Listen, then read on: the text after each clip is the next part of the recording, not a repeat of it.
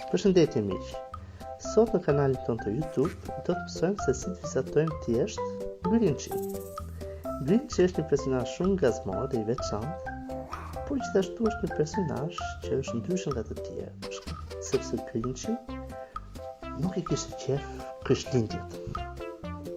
Arsyeja pse ai nuk i kishte qef Krishtlindjet nuk është sepse ai ishte thjesht i lig. Në fakt arsyeja është pak më e thellë. Është sepse ai nuk ishte një familje si të gjithë të tjerët dhe ndjej shumë i vetmuar gjatë kohës së Krishtlindjeve. Kur ai shihte të gjithë që festonin dhe ai nuk kishte mundësi të festonte me të tjerët, ai ndjej i vetmuar. Edhe për këtë arsye ai mendoi që donte që të bënte të tjerët të shtuar. Edhe mendoi që do t'ia vjedhte Krishtlindjen. Edhe mënyra se si ai mendoi që do ta vjedhte gëzimin e Krishtlindjeve ishte duke vjedhur dhuratat, pemën e Krishtlindjes, të gjitha zbukurimet, por gjithashtu edhe dritat.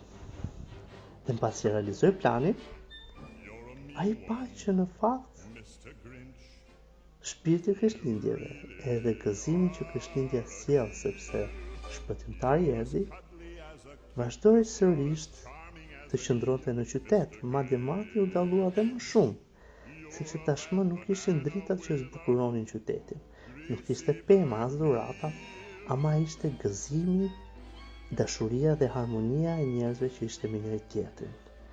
Në këtë moment, Grinchi kuptoi që Krishtlindja nuk ka të bëjë me dhuratat, as me dritat, as me pemën, por ka të bëjë me pranimin edhe me dashurinë.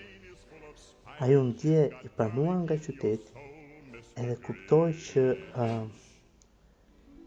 mund të ketë një familje, edhe ne besojmë që ne mund t'i ofrojmë një familje të gjithë atyre njerëzve që nuk janë aq të bekuar sa ne, për shkak sepse në këtë botë, nëse zgjedhim të jemi çfarë të lloj gjëje, më e rëndësishme është të jemi të sjellshëm. Kështu që unë shpresoj që me historinë e Grinchit të kemi marrë një mësim. Edhe mësimi që unë shpresoj që të kemi marrë është që të jemi të sjellshëm edhe me ata njerëz të cilët ndoshta nuk kanë qenë aq të bekuar sa ne dhe ndoshta nuk i kanë ato privilegje që kemi ne. Sepse në këtë mënyrë, mirësjellja jonë dhe dashuria jonë mund t'i frymëzojë edhe mund t'i bëjë ata njerëz edhe më të mirë. Shpresoj që Grinchi ka qenë i thjeshtë për të bërë deri tani.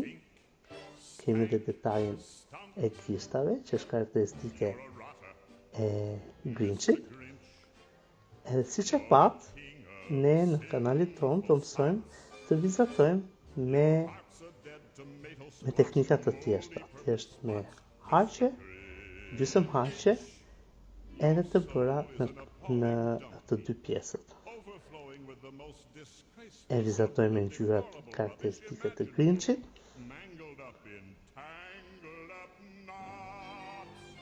Edhe shpresoj që ta provoni me njëri tjetrin, edhe t'i thoni edhe prindërve që doni të vizatoni së bashku.